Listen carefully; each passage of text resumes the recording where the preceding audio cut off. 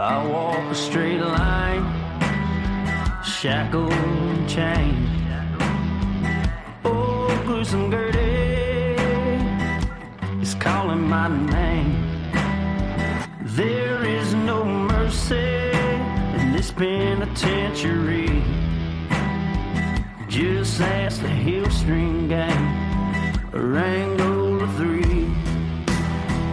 I'm here for life, I'm here to die. Inside these walls, inside the wire. And when the wolf cries, I know it's over. Oh, bloody Angola. Oh, bloody Angola.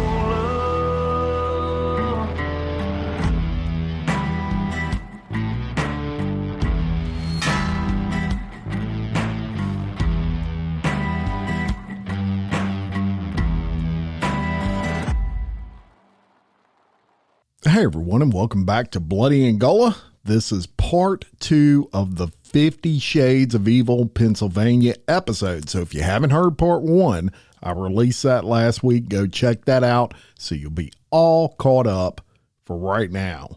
And the last time that I left you, police were searching that 90-acre property owned by Cosmo DiNardo's family, and they had just found Dean Finocchiaro's missing phone. So we're going to pick up there, and as that search continues, Jimmy's parents arrived at that property. Now remember, Jimmy's phone last pinged 50 miles from this massive property. So his grandparents were told, and they were not even sure he was involved with any of these other missing boys.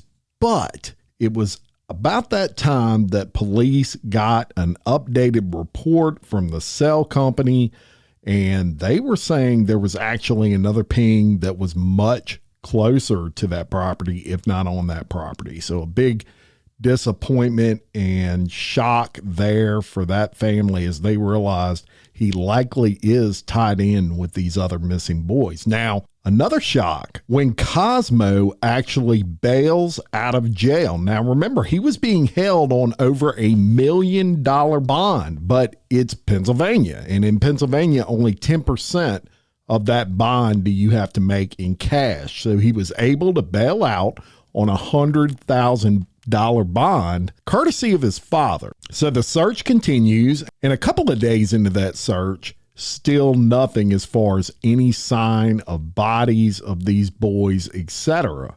Then on the third day of that search, a major breakthrough. Searchers come across a large pile of rocks and what looked like disturbed ground on that property. So they start digging that area. Now, this is going to take a little while because they don't just go in there with bulldozers and backhoes and things like that and start digging into the ground. They actually use shovels, and they have to be very careful because if they come across anything and they damage it while digging, you could be damaging a major piece of evidence. So they start digging, and what they're noticing as they're digging this hole is they'll go like, say, 3 feet down, and they'll have grass that was still alive 3 feet down. And that tells you that that dirt has been piled on top of each other pretty recently, because that grass wouldn't exist. It would be dead if it was underground and not getting sunlight. They continue digging further after they notice that, and about 6 feet down, they start noticing a smell, the unmistakable smell of decaying flesh. Now, they know at this point they're getting close to probably uncovering something, but they didn't want to take any chances of Cosmo hearing this and skipping town, knowing they were digging in that spot where he likely hid the bodies of these young men. But they had a problem. He was out of jail on bond. So they had to come up with a reason to arrest him again, and they did. They actually charged him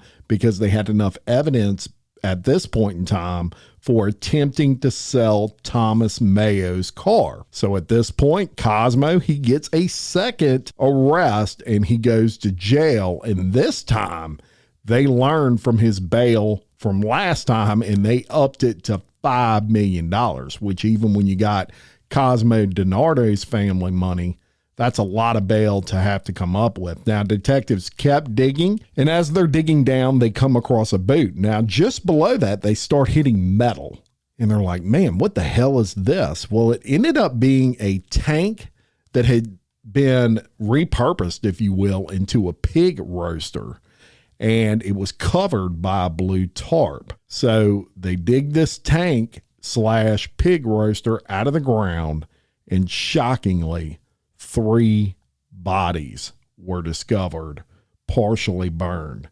And those bodies were confirmed to be the remains of Thomas Mayo, Dean Finocchiaro, and Mark Sturgis. However, there was no sign of Jimi. So they continued searching. No luck. And with nowhere else to look, they go to Cosmo, who was in jail, remember, on that $5 million bail this time. And they tell him, look, we're going to make you a deal. We already found the 3 bodies of these other young men, but we never found Jimmy's body. And if you'll tell us where you buried him, we will pull the death penalty off the table. And he agrees to that. And he also agrees to cooperate as part of this deal. And Cosmo tells them the entire story, y'all. So with a deal in place, he starts talking and he recounts an unbelievable story. He said his killing spree, if you will, started with Jimi Patrick. He told police he was serving as a middleman in a drug deal. And in this particular deal, he was not going to make any money. He said, look, I was just a middleman. I was trying to help 2 people out. And I was getting Jimi a good price on a large quantity of weed. He said Jimi picked him up. And according to Cosmo, when they arrived at the meeting spot to make that drug deal, he turns to Jimi and he asked for, according to him, $8,000 to make this drug deal. And Jimi says, $8,000? I thought you said $800. That's all he had, $800. And Cosmo said this pissed him off. So somehow in this conversation, he says, well, I'll sell you a gun for that $800. He pulls the gun out, and really the whole reason for having that shotgun was he wanted to shoot him with it, and he does, and he kills him right there on the spot with a shotgun. He said after he shot Jimi, he gets the backhoe from his property, he buries Jimi, and he walks away like it was nothing. Then he goes on to the other 3 boys, and he talks about them. But this time, another character is added into that mix. He said 2 days after he killed Jimi, his cousin Sean Kratz and him, they were on the property. Now, Sean, he is a kid from Philadelphia.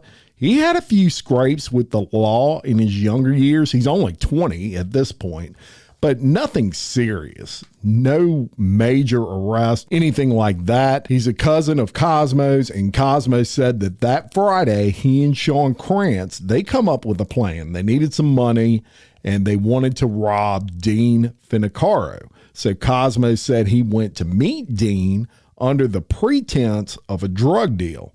He said it was just a small deal involving like a quarter pound of weed. So his cousin's with him, and they pick up Dean Finocchiaro, and then they go to the woods on his property. Now, according to Cosmo, the plan was Kratz was going to wait in the woods with Dean Finocchiaro. Cosmo was going to go act like he's going to get the weed to make this drug deal, and when that occurred, his cousin was supposed to shoot Dean Finocchiaro, but Kratz kind of chickened out. By the time Cosmo gets back, Kratz and Dean Finocchiaro still just standing there, and Cosmo's like, WTF? And he says, oh, well, y'all come with me. We'll get it out of the barn. So they go to the barn, and according to Cosmo, he said while they're in the barn, he turned his back for a second, and his cousin starts shooting inside that barn and kills Dean Finocchiaro. He said he then took the gun from Sean Kratz, his cousin, and he shoots Dean a few more times. And he said the reason he did that was just to make sure he was dead. He went on to say after Dean's murder, he left Sean in that barn, and he said, I'm going to meet Tom Mayo and Mark Sturgis at a shopping center to conduct yet another drug deal. He said once he got to that shopping center, they followed him back to his property. Now, he said once they got there, they get out of the vehicle. And these two guys, he said, they must have sensed something wrong, because as soon as they get out of the car, one of them says to the other, man, something ain't right here. We need to get out of here. So they turn their backs to leave. And Cosmo says at that point, when they turn their backs on him, he shoots Thomas Mayo, and he shoots him in the back. And then Thomas drops to the ground. And he said at that point, Mark is like, what the hell is going on? So Cosmo just unloads the entire rest of this gun into Mark. He went on to say that Mark was such a big guy that even after he unloaded all the rest of the bullets from this gun, he was not dead. But he said he was paralyzed, and he knew that because Mark starts screaming that he could not feel his legs. Cosmo said at that point, he starts screaming so loud that his cousin comes out of the barn and is like freaking out. We need to do something. We need to shut him up. And Cosmo said he was worried about some sort of neighbors, even though neighbors on this property are far away. He was worried someone may hear these screams. So he said, and let me tell you, this is going to give you an idea of how sick this guy is. He said in order to shut Mark up, he goes and he gets the backhoe out of the barn, and he gets this idea to just flat out run Mark over with the backhoe, which he does, and he kills him. He said he would have just continued to shoot him rather than run him over with the backhoe, but he was completely out of bullets. He said Sean then helped him bury the bodies of all of these three boys. And what they did was they put them in that metal pig roaster, and then they covered that metal pig roaster with a blue tarp, and then they bury it they took the backhoe and dug a hole 7 feet in the ground, and they buried them in that spot. So the last part of this deal, after he tells him how all these guys died, was to lead police to the bodies of Jimmy. So they print out basically like a Google map, an area map of this entire property, and they had an X where the three bodies they had already found were, and they said in relation to these bodies, where's the body of Jimmy, which he was able to point that out, almost pinpoint it to the exact spot. It was about 1.5 miles from where the other three bodies were located, but he was honest on that. Police went, checked it out, and sure enough, they found Jimmy buried in the spot where he said that Jimmy was. 4 boys, y'all, murdered in just a 3-day time period. So police, of course, at this point, they have another name, right? And they need to find Sean Kratz, who was not in town at this time. They were able to locate him. They were able to make an arrest. Now, his story was different than Cosmo's story was. Initially, he claimed that he did not kill anyone, that he was a witness to everything. He knew everything went down, but he did not take part in any of the killings. And he sticks to that story for quite a while. As a matter of fact, about 9 months. After 9 months, he eventually cracks and he decides, look, the best plan for me is to just come clean, which he does. And he said that he did shoot and kill Dean in that barn, which is exactly what Cosmo said happened. He claimed he did it out of fear that Cosmo would kill him if he did not do it. So there's not going to be a trial in this case, right? Because Cosmo had cut a deal. And on May 16th of 2018, he pleads guilty to 4 counts of first-degree murder. Now, at the sentencing hearing, 12 people give victim impact statements, and I'm talking emotional ones. It was over nearly 2 hours as far as the time period that these people spoke. And DiNardo, he even briefly addressed the court saying, quote, Your Honor, I want the 4 families to know I am sorry. If there was anything I could take back, I would. Yeah, right. Screw him.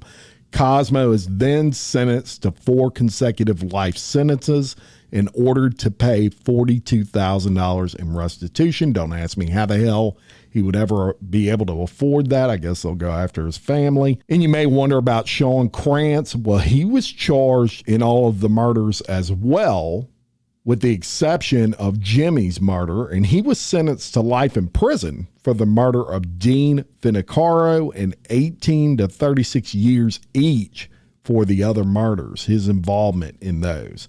And as I was researching Cosmo's life inside of prison, I came across what I would consider a pretty shocking article, and that was published January 17th of 2020, and it was in regards to how Cosmo was classified inside a prison, and it's pretty outrageous. It was put out by phillyburbs.com, and this is how it reads. Quadruple murderer Cosmo DiNardo has been moved into one of Pennsylvania's highest security prisons, but state correction officials aren't giving a reason for the transfer. DiNardo, now 22, has been serving his 4 life sentences at a retreat since 2018 when he pleaded guilty to the 2017 murders of Mark Sturgis, 22, Dean Finocchiaro, 19, Thomas Mayo, 21, and Jimi Patrick, 19. This deal spared him the death penalty. DiNardo was transferred out of the medium security retreat to SCI Huntington, I believe is how that's pronounced, in the Allegheny Mountains, and I'm sure I'm jacking that one up. It was described as one of the state's highest security facilities, that according to Pennsylvania Department of Corrections spokesman Susan McNaughton. The DOC cannot divulge the reasons for moving an inmate, she said, but it was not related to Tom Wolf, who is the governor's Friday announcement that the retreat is closing later in May, a decision that could save the state $40 million annually. Retreat inmate transfers will be done in the coming months, she said. Victims' families and the public expressed outrage last year after learning DiNardo was serving his sentence in a medium security prison despite murdering 4 people in a crime that captured international attention for its gruesomeness and unexplained motive, which incidentally, they never did find a motive for this. Sturgis's father, Mark Potish, expressed relief Friday that DiNardo is now in maximum security. He learned about the transfer last week in a text message from the Department of Corrections. Quote, "I'm definitely glad that he has been transferred. I can only hope it's permanent." DiNardo's cousin and co-defendant, Sean Kratz, 22 of Philadelphia, is an inmate at SCI Forest in West Pennsylvania, another maximum security prison. Kratz is serving a life sentence plus 30 years in the death of Finocchiaro, Sturgis, and Mayo.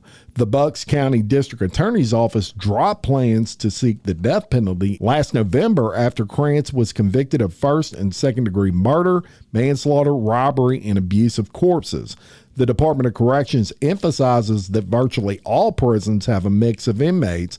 Those serving life sentences are housed in 24 of the state's 25 state prisons, where they account for as few as 1% to as much as 21% of the overall population, according to data. SCI Retreat has 103 lifers, roughly 10% of its population as of October 31st of 2020, compared with SCI Huntington, which had 379 lifers, and SCI Forest, 305 lifers. The type of crime, no matter how violent, has little bearing on whether an inmate is assigned a minimum, medium, or maximum security prison. That is freaking nuts, y'all. I couldn't believe that when I read it. Let me read that again. The type of crime, no matter how violent, has little bearing on whether an inmate is assigned to minimum, medium, or maximum security prison. Are you freaking kidding me, Pennsylvania? That is crazy. Since 1991, Pennsylvania has used an evaluation system that measures an inmate's risk level during incarceration and establishes the degree of staff supervision and control necessary to manage the inmate. The system is designed to place inmates in the least restrictive security level based on an objective assessment of their custody needs. Are y'all hearing this? Can you believe this? And this is in 2020. Didn't matter what you did. You killed 4 people, but you seem like you're educated, so you don't need maximum security. That's nuts. Among the factors that determine custody levels are inmate criminal history, mental health, signs of sexual, predatory, and assaultive behavior, history of escape, work history, and length of sentence, according to the agency policy. DOC staff also takes into consideration if an inmate has known enemies inside of a prison. Inmates who maintain proper behavior, work, and actively participate in recommended programs generally are assigned less restrictive housing. The DOC holds annual reeval reviews for inmates to determine if their custody level has changed. Among the factors are misconduct, program behavior, and escape attempts. Pennsylvania state inmates are assigned to a custody level rated from 1 to 5, which refers to the degree of staff supervision and control necessary to monitor an inmate's behavior. Custody level 1 is the least restrictive, assigned only to inmates in community corrections transition housing. Custody level 2, minimum restrictions, assigned to inmates who show pattern of non-aggressive behavior. Custody level 3, medium restrictions. Custody level 4, close custody, a level between medium and maximum. Inmates receive a high degree of supervision. This level is assigned to newly received inmates who are not yet classified. In custody level 5, most restrictive, inmate requires continuous direct and indirect staff supervision assigned to restrictive housing units, special management unit, or long-term segregation. Can you believe what I just read you? Absolutely mind-blowing to me. I mean, I can honestly tell you I have never and will probably never again come across a convicted quadruple killer who was housed in a medium security prison. That is simply unbelievable to me. But there you have it. That is the story of Cosmo DiNardo. He is now obviously back in maximum security. The fact that he spent 1.5 years, 2 years inside medium security, as I say, crazy. But he's back in max security, and he's going to stay there for the rest of his life. And good for him. What a sick individual he is, and definitely fits 50 Shades of Evil, in this case, Pennsylvania. Thank you so much for listening. I know this one was a little bit shorter than I normally give you, but it is what it is. I had this one split up into 2 episodes, and I don't just feel time to fill time on this podcast. It is what it is. About a half-hour episode or so today. I'll be back next week with another edition of 50 Shades of Evil. And look, quickly, if you like the content, if you like what I'm bringing you, I also have another podcast, Exposed Scandalous Files of the Elite. You can get that wherever you listen to the podcast. Just type in Exposed Jim Chapman and it'll pull up. Thank you so much for listening. Until next time, I'm Jim Chapman with Bloody Angola. Much love.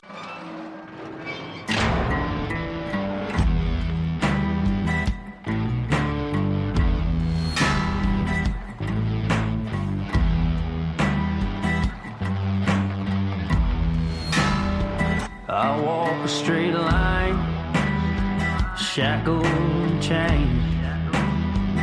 Oh, gruesome Gertie is calling my name. There is no mercy in this penitentiary. Just ask the Hill String Gang or Angola